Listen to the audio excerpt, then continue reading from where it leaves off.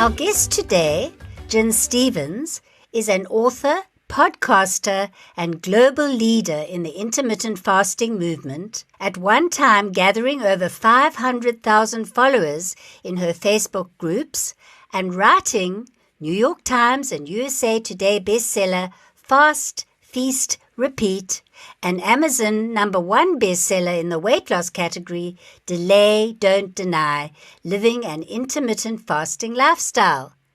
We are going to dive into these books, plus her latest book, Cleanish, and discover how they hold vital secrets for us to stay fit, healthy, and successful for the long game in our lives as writers and creatives. Welcome, Jen.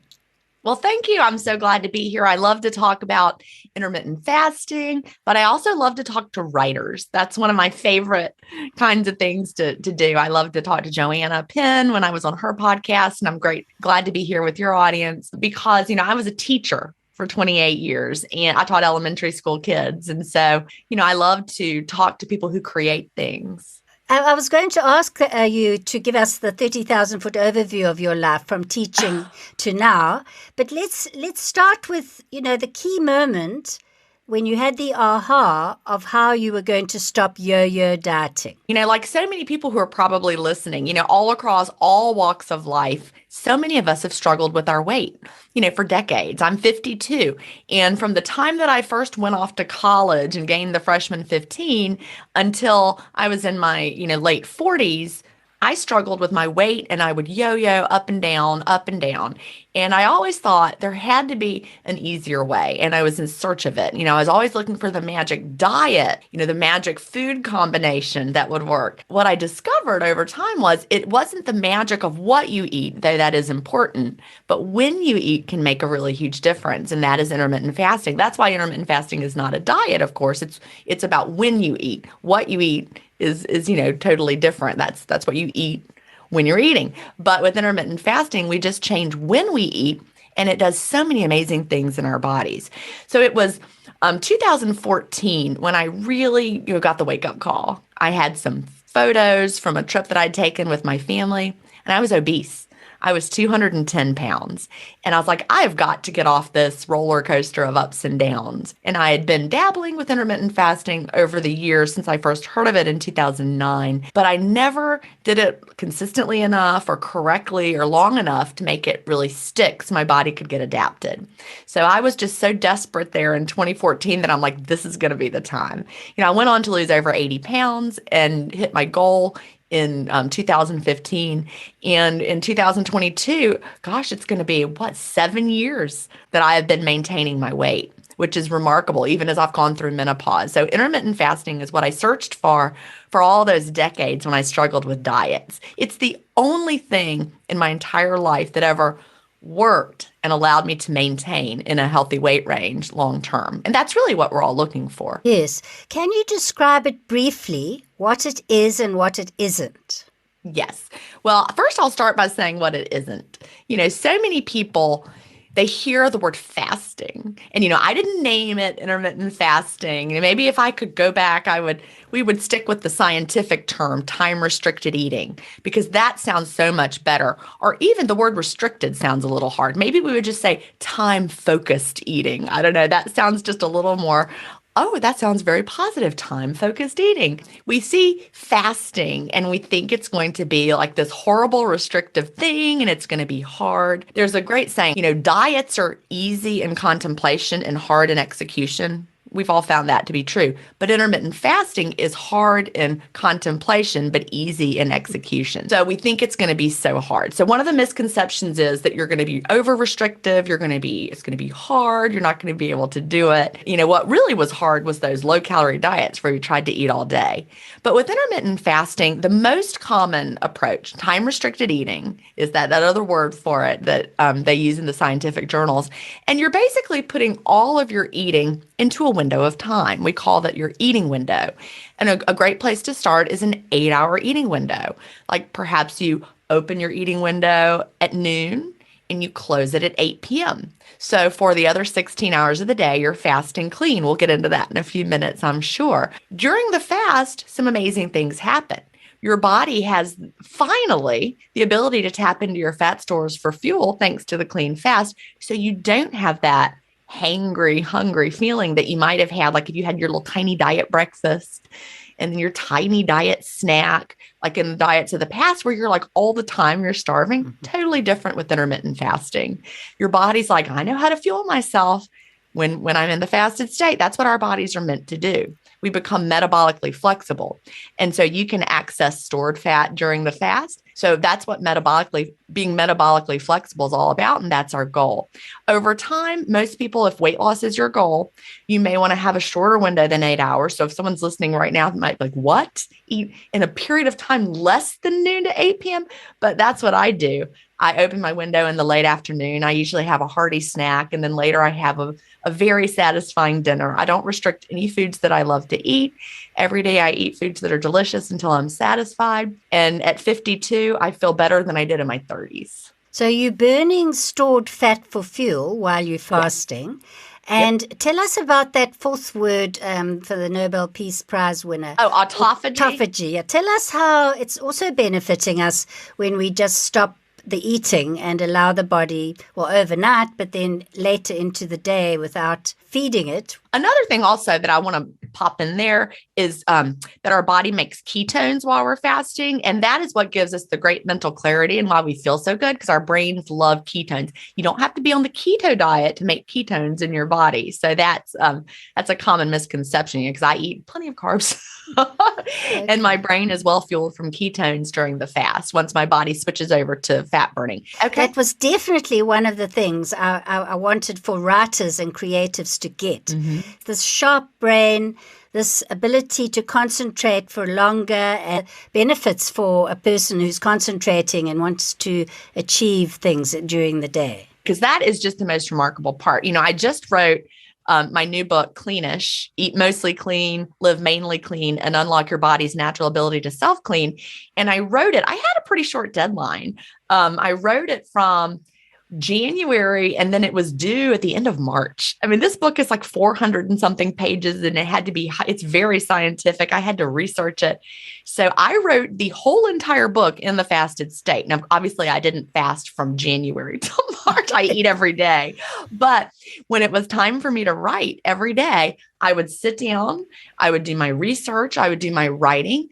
I fasted through it all, and that mental clarity was amazing. And then, by the end of it, writing, your brain uses a lot of energy when you're focused on that. It was really both of my last two books I wrote completely in the fasted state, because that's when I have so much more mental clarity and sharpness, thanks to those ketones that our brains love. And in the beginning, I know you have a 28-day system that you recommend. Right. In the beginning, if you're a writer and you sit down to write, and you don't have to think about the kitchen or breakfast, right. It does give you something to focus on, to stay away from thinking about food in the beginning, to just keep at your writing until, say, 2:00 or whenever. And I do want to say that someone who's starting out is not going to have that mental clarity on day one. You have to let your body adapt. That metabolic flexibility I was talking about earlier, you don't have that day one, because we've trained our bodies. If we've been following conventional dietary advice to eat frequently and snack often, then your body is used to running on glucose, or, the fuel from the food that you're eating.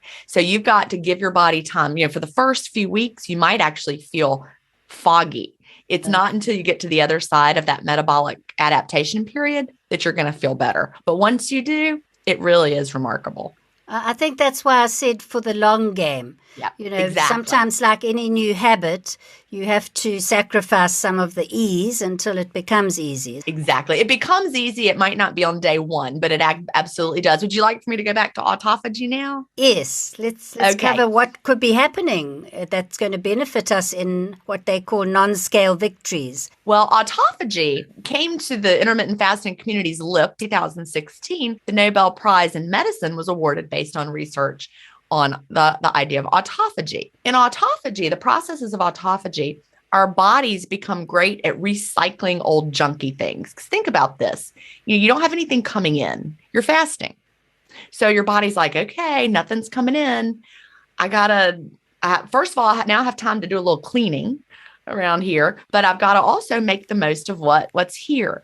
It's kind of like, if you hadn't been to the grocery store in a while and you had to create a dinner, you would dig around in the back of your pantry, maybe the back of the fridge, see what's there. That's what your body does as well. It can recycle old junky proteins. It breaks down things that are not functioning anymore. It can even work to fight pathogens that are coming in, viruses, things like that. Your body has time to really focus on those and clean it up. It's our best self-cleaning mechanism. So I love to think of, while I'm fasting every day, my body is doing the important house cleaning work that we need to give it time to do. Because if you think about, again, back to the typical what we've been told to do with our dietary advice, eat small amounts, eat frequently. Well, your body is going to be dealing with that. No need to go into the pantry if a new food delivery comes every hour and a half, right? We really want to upregulate autophagy because so many of the lifestyle diseases and the diseases of aging are linked to decreased autophagy.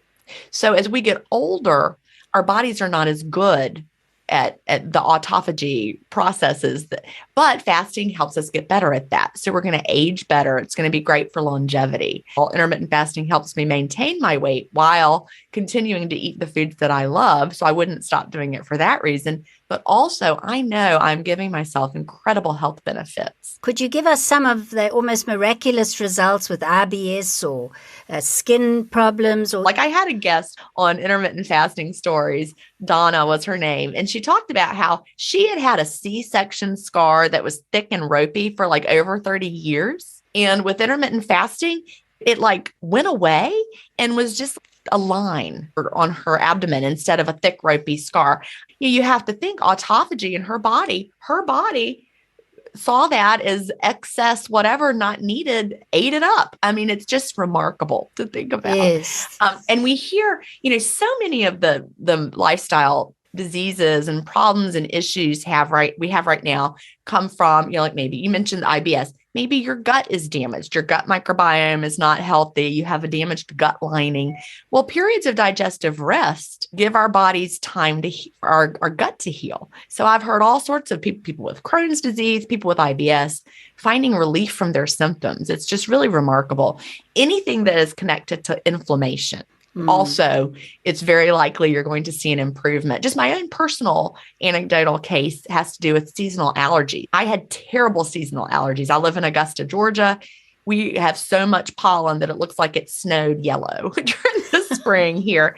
And so during peak, I took a daily antihistamine year round, but in the spring, I would take my daily antihistamine, and I also had to take Benadryl just to survive. Like I would stick Kleenex up my nose. That's how much my nose was running. I sneezed. It was miserable. And, an allergic response has to do a lot with your body is just overloaded, inflammatory state, that sort of a thing. After intermittent fasting, I haven't taken an allergy medicine, any kind, since 2016. I still live in Augusta, Georgia. We still have the pollen. On a few really bad days, if I rub my eyes might itch. The decreased inflammation in my body, it's amazing. What is a clean fast? And truthfully, a lot of people putting information out there about what's okay to have in the fast. They'll say it's okay to have this. Oh, and I've got some I will sell you. The good news is you don't have to buy anything. There is not a single product you need to buy to make your clean fast better. Your body knows what to do. We want to not put as much in because we want our bodies to have to do their thing. So let me tell you what the 3 fasting goals are, because when you understand the clean fasting goals, you'll understand why you don't need all this or want all this stuff. So fasting goal number 1 is we want to keep our insulin levels low. One thing that I learned when reading Dr. Jason Fung's book, The Obesity Code in 2016, is the connection between high levels of insulin and being in storage mode. Insulin is a storage hormone. We've all heard about it through, the lens of diabetes, type 1, type 2.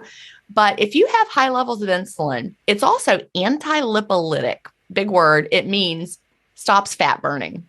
So if you've got high levels of insulin, you're going to have a hard time tapping into fat stores for fuel. So we want to keep our insulin low. Well, when does our body release insulin? Well, it's designed to be released in response to eating. Food coming in, you're eating something sweet, high glucose load, your blood sugar is going to go up, and our body needs to release insulin to lower our blood sugar. That's what it's for. Now let's imagine we're trying to fast. We want to get our insulin low, but we're drinking a diet soda. It tastes sweet. Our brains don't understand artificial sweeteners. They think, oh, something sweet's coming in. This must be a glucose load, because that's all our brain understands, because naturally and all throughout history, something sweet was honey, fruit, whatever. It's going to have a high sugar load. So our pancreas pumps out insulin in response to that cephalic insulin response, our brain tasting the sweetness. Brain pumps out insulin. We didn't really need it because our blood sugar isn't going to go up from a diet soda, but it gets everything all confused. Our insulin's high. It's not what we want. So you don't want to have anything coming into your mouth that tastes sweet or food-like, because you don't want your brain to think that you need insulin coming in. So stick to things like plain water, unflavored. Don't add lemon. Don't add anything food-like apple cider vinegar or anything that's going to make your body think food's coming in. Black coffee, plain tea, those have a bitter flavor profile, and our bodies don't release insulin in response to a bitter flavor profile. Sparkling water is fine. It needs to also be plain. Don't pick up the flavored ones. Don't chew gum. You don't want mints. Avoid all of that stuff that's going to have that sweet flavor. Our second fasting goal is we want to tap into our stored fat for fuel. And if you're taking in fat during the fast, like a bulletproof coffee, MCT oil, butter, cream, anything that you're putting into your coffee like that, you may hear it's perfectly fine, but your body is going to turn to that, not your stored fat. It also, could stimulate hunger. You might think that it's helping you get through the fasting time, that it's giving you energy and making it easier, but over the long run, it really isn't. So I promise you that is not helping you, even if you think that it is. And the third fasting goal is we want to keep autophagy going strong. Well, what would stop autophagy? Protein. That's why you don't want to drink bone broth. Bone broth is full of protein. Keep the bone broth out of your fast. You can open your window with it if you'd like. It's a very healing food for a lot of people, but it's food. Bitter flavor profile, coffee, plain tea, or something like plain water, plain sparkling water. Anybody who doesn't believe that makes a difference, I want to challenge you to take the Clean Fast Challenge. Try it my way for a month and you will not go back. Which moves us into the segment where I want to talk about your book. The journey towards being cleanish, with eating and living started in the early 2000s. We had a son. I call him my canary in the coal mine. But it turns out he reacted emotionally to chemicals in our foods, artificial flavors, artificial colors, preservatives, chemicals in our environment. Like if someone sprayed Lysol around him.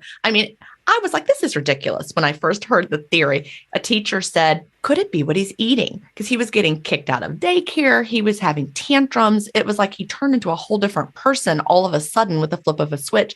And I didn't know why. I went home and started doing, a web search. And sure enough, found that as early as the 1970s, there was a doctor in California, Dr. Benjamin Feingold, who noticed that his young patients had these reactions. He connected, artificial colors, for example, to, hyperactivity. And he realized that by changing their diet, they changed completely. Every single food that I had in the house was full of artificial flavors, colors, and preservatives that he reacted to. So we had to get rid of everything. And it was amazing. He didn't get kicked out anymore. He went on he skipped second grade. He was in first grade, skipped second grade, went straight to third grade. He was successful. Was he a perfect child? No, he was a boy, but it made such a difference. We never had to medicate him. We never had to, go that route with medical care where we're medicating his issues. Instead, we controlled it through diet, and it was absolutely amazing. So that got me started with the whole idea that what we put into our bodies really have a powerful effect. And with intermittent fasting, I started off, you might think that from when Will was a child until forever, we just kept that clean eating. No, he grew out of, I talk about this in Cleanish, he grew out of a lot of those issues. I think he healed his gut, because the gut microbiome is really important when it comes to mood. I'm sure everyone has heard the gut is your second brain. And so much of our mood is related to our gut health. But I feel like that changing his diet allowed his gut to heal, because so many of these chemicals really just destroy our gut microbiome. So he finally was able to tolerate more foods. And then we started eating all the foods again. All of us did. So were we eating clean? Absolutely not. So for that whole period of time when he was in middle school, high school, when, getting older, we just ate, whatever we felt like eating. But as I continued to live the intermittent fasting lifestyle, it's something that I found, like so many intermittent fasters find, is my tastes in food began to change. I do think that a lot of that has to do with the black coffee that I drink, because suddenly, I'm drinking this bitter coffee, and it kind of opened up my palate to tolerate more bitter foods. But as I gravitating towards more vegetables, higher quality foods, I didn't even like the old ones that I used to eat. They didn't taste good to me. So the better I ate, the better I felt, the better I felt, the better I ate, the more I wanted to eat those foods. And those are the ones that like appealed to me. Instead of like the fries looking amazing, I'm like eyeing the Brussels sprouts. The transition to cleanish eating just really happened naturally. My publisher was really excited that I had a New York Times bestseller. And she's like, "What's your next fasting book going to be?" And I'm like, "I'm not writing another fasting book." She's like, "What?" I'm like, "I'm ready to go beyond that, because I really want to help people as they continue with their lifestyle, just get so interested in being vibrantly healthy." So I started researching for cleanish, the idea of eating mostly clean and living mainly clean. And the more I researched, it brought me straight back to that time when Will was little. And I was like, we really all need to do a better job of getting these chemicals out of our lives. And it's all in the book, Cleanish, and how you can do that, without being dogmatic, without being afraid to live in the modern world. That's what's so important. But just knowing that we can lower our overall toxic load of what's coming in, and you can still enjoy your life. You can still eat foods that are delicious. It's just, like I drink coffee in the morning when I'm fasting. I drink organic coffee because that helps me lower my toxic load. I'm not overly dogmatic. I make choices every day that lower my toxic load, putting less in. I eat healthy foods. That helps our body self-clean. Several self-cleaning tools that I choose. Fasting is one of them. I have a sauna, things like that. So there's so much we can do as we become cleanish. As we're coming to the end of this, just tell us about how so many of your followers have actually written their own books. Is it to tell their stories like you did, because you're very frank about, your journey, or is it just because their lives have changed so much? And how many thousands of people do you think your books have and your message has changed? Definitely hundreds of thousands of people have read my books. And I don't know. I know how many downloads I've had on my podcasts, and those are in the millions, almost 500,000 in the Facebook groups. It makes me think the reach has got to be big. And that's a little bit overwhelming and hard to imagine, because I'm sitting here in Augusta, Georgia. I'm a retired school teacher. I never set out to start a movement or change the world. I just wanted to tell everyone I could about this amazing, intermittent fasting that changed my life. I love that people who started off reading Delayed on Deny, my first self-published book, or Fast, Feast, Repeat, people who started off reading my books were then inspired to start their own podcasts or write their own books. And as a teacher, nothing makes me happier than seeing people create things, because that's what I did. I worked with gifted learners. I actually had them write a book when they were in my fifth graders wrote a nonfiction book as their year-long fifth grade gifted project. And once I actually was a published writer, it was so much fun, because I was no longer just theoretically talking to them about. I'm like, well, when I wrote my book, self-publishing really is the reason I'm sitting here today talking to you, because no publisher would have taken on Delay, Don't Deny. Again, I was not a medical professional. I'm just a school teacher from Augusta, Georgia, who lost weight. And they would have been like, "No, you don't have authority. Who are you?" But suddenly, once I reached a lot of people with my self-published book, the publishers were like, "Oh, now you're interesting." Let's ask you for one final thought or quote that you would like to leave writers, creatives. I'm going to go to Nike. Just do it. Get it out there. Write it. Perfection is not required. Obviously, you want it to be professional. But if you sit around and wait for your message, your book to be perfect, it'll keep you from getting it out there, because there is no perfect. Every single book I've ever read that's gone through professional publishing houses, I've found typos in those books. You're going to have a typo in your book. You're going to have a mistake. It's not going to be perfect, but you can still get it out there. Just do it. Don't let fear hold you back. You've got something to say. I am who I am. I am not who I'm not. So when I write, I want you to know who I am telling you this and what I'm filtering it through. And I'm not trying to be an expert in a way that I'm not. Thank you for that. Where can people follow up and find you?